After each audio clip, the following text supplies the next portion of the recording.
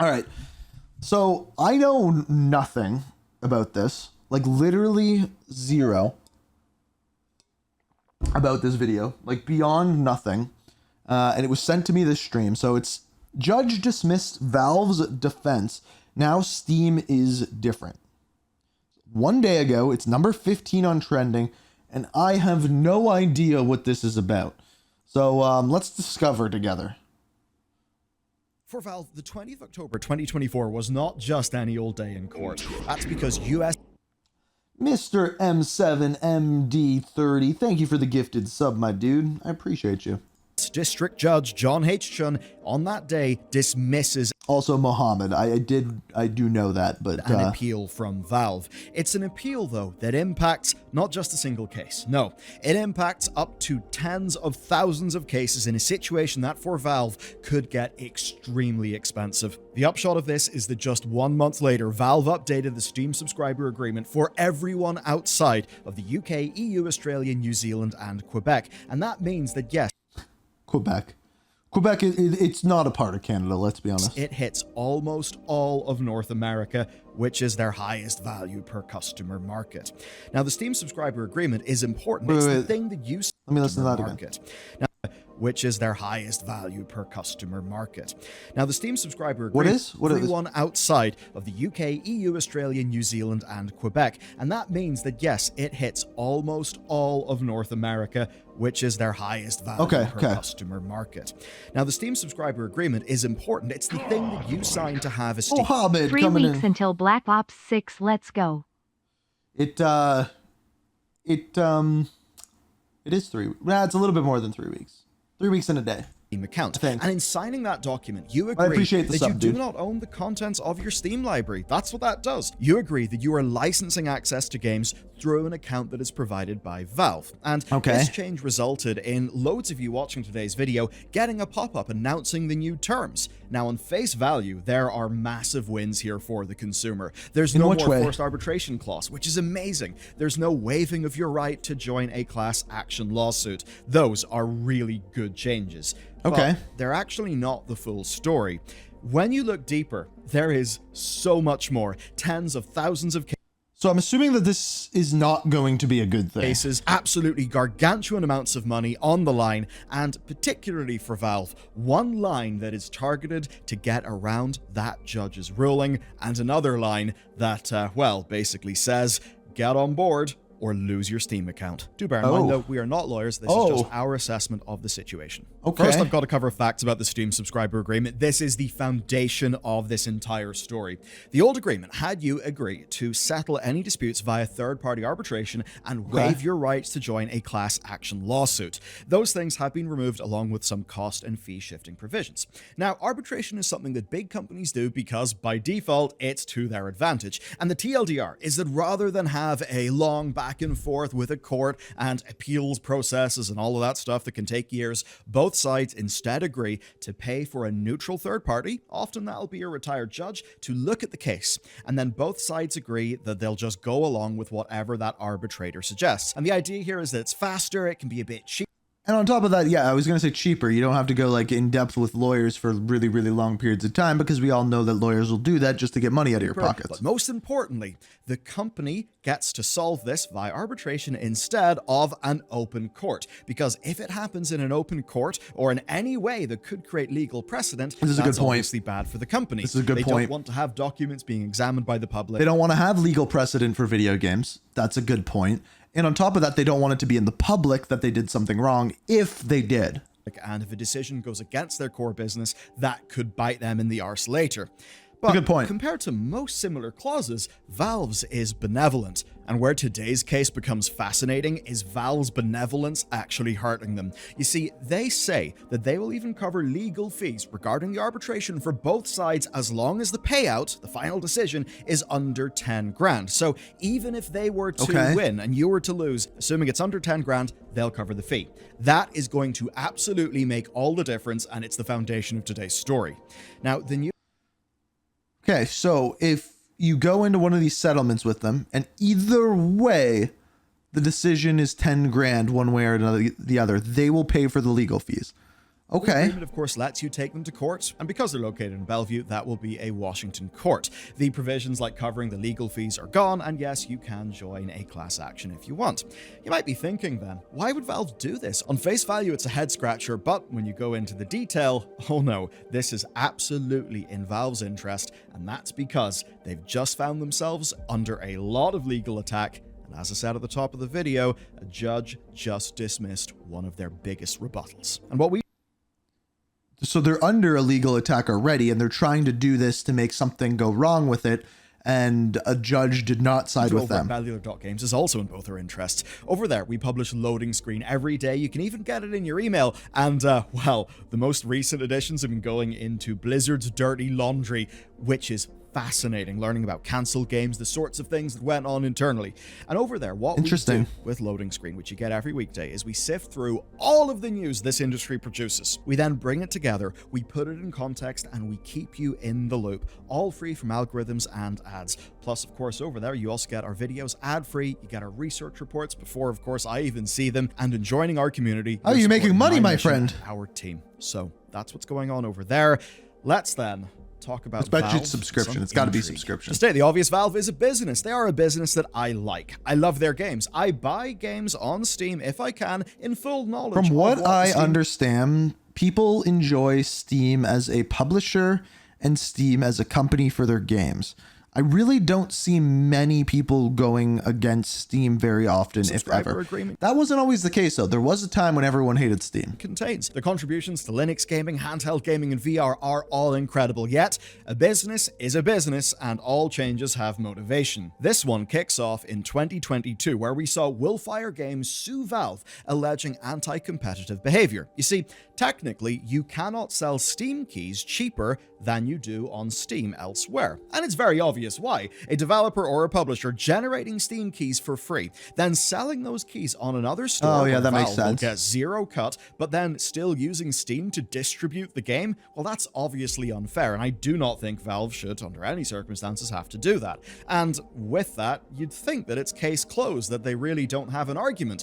But it gets a little bit deeper, because emails from Valve employees have surfaced. Oh, it's always the emails. And to quote one email, It's "We wouldn't always be the okay with emails. selling games in Steam if they are available at better prices on other stores, even if they don't use Steam keys."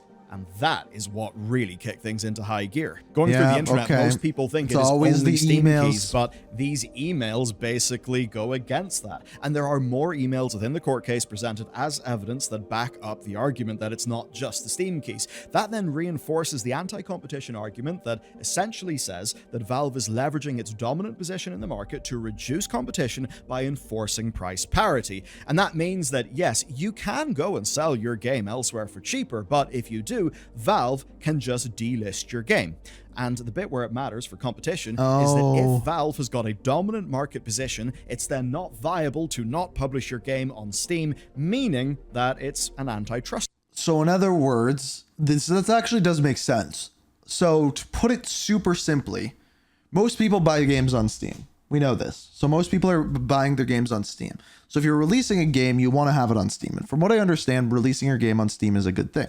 But say you release your game on Steam for $10 and you want to sell it on your website because you're going to make a little bit more money on that for $8. Well, Steam will just delist your game on Steam because you're selling it for cheaper elsewhere. Are we making sense? I think we're making sense. Concern. And as much as this has got a developer and publisher framing, it of course does impact customers as well. It removes pricing as an avenue of competition, and that does mean there's less competition in price, and that means that you will pay more money for games. Because when games are on sale, they've got to be synchronized with Steam. And any other times where you see discounts, as an example on Green Man Gaming, well, those are essentially workarounds using things like store credit. So you can see that at the very least, there is an anti-competition argument that can be made. 100%. Here's where things get spicy for Valve today. That case is not over, but it's a case that did happen in public court. Anyone can read the the documents. And of course, if they think there's a monopoly, then all customers are hurt. And that means that any enterprising law firm could start a class action lawsuit. And now Of they course, can. A class action suit needs people. And looking at the old Steam subscriber agreement, well, those customers agreed to waive their right to join a class action suit. This is something that Valve have actually had confirmed in court. But the thing is, this is a story about video games, and as gamers, we all know about creative use of game mechanics. Remember the subscriber agreement. Forced arbitration only, but Valve will cover all legal costs for cases with a final decision under 10 grand. That means that our go-getting law firms simply realize that while they can't do a class action lawsuit, or at least they don't think they can, what they can do is launch thousands of arbitration cases. And even better, it's thousands of technically individual cases, and that means they would all be resulting in decisions under 10 grand. And so with that, Mason LLP and Zyger LLC enter the picture. Mason say that they are bringing tens of thousands of I'm just gonna say this. Okay, shady on Steam's part, monopolizing things like that. Just as shady lawyer-wise, right? Like it has to be. Come on. They're like, well, we found a way to make money here, and how many people are really damaged by this? They're like 12 developers that have ever had. It's probably a lot more than that, but probably not that. Like, I don't know. It's shady versus shady, right? It's cases. Zyger say lawyer versus lawyer. Up to 75,000 arbitration cases against Valve. And of course, the Steam subscriber agreement says that Valve pays the fees either way. That means that providing the firms are, invoicing their time at a profit, which they will be, well, they think they don't have any risk. They're going to win. Valve was obviously not pleased about this. Valve argued that this is actually targeted extortion. And I think anybody can see their point of view. It's obviously that's what not I was the saying. Shady versus shady, had right? in mind. But think about it. If Valve were found to be breaking antitrust, that would actually impact all of their customers. And the reason why those customers cannot bring a class action lawsuit is because of Valve's own subscriber shady versus shady. I think we cracked the case, guys. agreement that those customers had to sign. And so yes, Valve tried to have this dismissed, but obviously that failed. Judge Chun dismissed their motion without prejudice. And that is where chaos enters today's picture. That's because that failed. Judge Court order granting defendants 9 motions to dismiss. Valve claims are dismissed without prejudice. So what does that mean? Chun dismissed their motion without prejudice. And that is where chaos enters today's picture. That's because something else went down August 2024. 4 individuals decided to test a demand made in the Willfire trial to see if an arbitrator would decide that Valve's arbitration clause in the old agreement is even enforceable. And it turns out the arbitrator said it's not enforceable. And that means that our law firms could actually go for a class action suit, or they could try to continue as they are. But if they do try to, it means they dismissed their request for dismissal. So who is trying? So they dismissed the request for dismissal. So who is trying to get it dismissed in the first place? You see what I'm saying? do that, oh boy, Valve, right? got a response. And their response is to go straight for the Steam library. Remember that to access Steam, you must sign the Steam subscriber agreement. That is why millions of users recently got a pop-up on Steam that was alerting them to the new deal terms. But those terms don't just apply from now onward, they actually apply retroactively. I was going to say they did it retroactively. Makes it crystal clear. You and Valve agree that all disputes and claims between you and Valve, including any dispute or claim that arose before the existence of this or any prior agreement, shall be commenced and maintained exclusively in any state or federal court located in King County, Washington. Yeah, it applies retroactively, and that means the high-level assessment here is that if somebody is in the Zyger or Mason cases and they want to stay in the case, they need to delete their Steam account. And that might seem extreme to you, but that is actually the upshot. That is what happens if you decline the Steam subscriber agreement. And the Steam subscriber agreement makes this clear. Here's a line from the most recent version of it. Your failure to cancel your account prior to the effective date of the amendment will constitute your acceptance of the amended. Oh my God. So they found a way to make it so that if you have an account, you are agreeing to their terms retroactively. So the only way to actually be able to sue Steam, which honestly the only people that probably would are most likely developers, let's be clear there. And developers, this is weird. This is weird.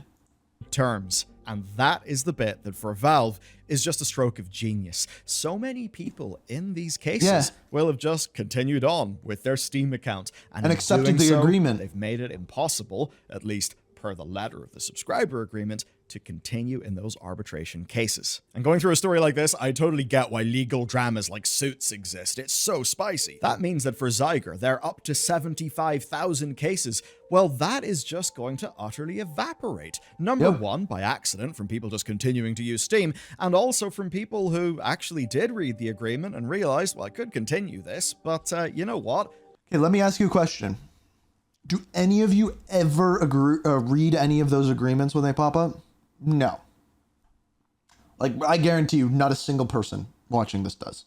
No one. No one's like, well, new Steam agreement? Well, I don't have to work for 6 hours. I got time to read this. I've spent $2,000 in my Steam account. I'm not going to delete it. And then there's that as well, right? This is not the end of this story. It's merely a development. It is a major one, but it's not the end. Then you lose all your games. The agreement lets people take a class action lawsuit. That is a distinct possibility, and it is one that is well incentivized. Remember that while they're always framed as standing up for the little guy, class action lawsuits make law firms absolutely ungodly quantities of money. It is. Yeah. This was a hell of a story, and for another amazing slice of intrigue, you gotta check out this one next. The entire staff. Oh yeah, I heard about that too. And the people that made the kitty game, they all quit. And I don't really know what happened there, but let's summarize this. Let's summarize this to make it super, super simple. So basically, the way that Valve had Steam set up was so that they tried to counteract class action lawsuits. Lawyers found a way to do it. So they did a thing where they would just settle in small claims court, and anything under $10,000, they would pay the legal fees for. So lawyers saw that, and they're like, well, how can we abuse this? And they're like, well, if we just do each individual case 75,000 times for $10,000, well, 75,000 times 10,000 is a high number. So they're like, let's do this. And then Valve was like, they had their Suits moment where Mike comes into Harvey's office and is like, I stayed up all night last night and I read every single script to every single game in Steam. And I have figured out that if we just make it so that retroactively anyone that has a Steam account can't sue us, well, no one's going to want to get rid of their games, my friend. And they stopped it from happening. And that's, from what I understand, what has happened here.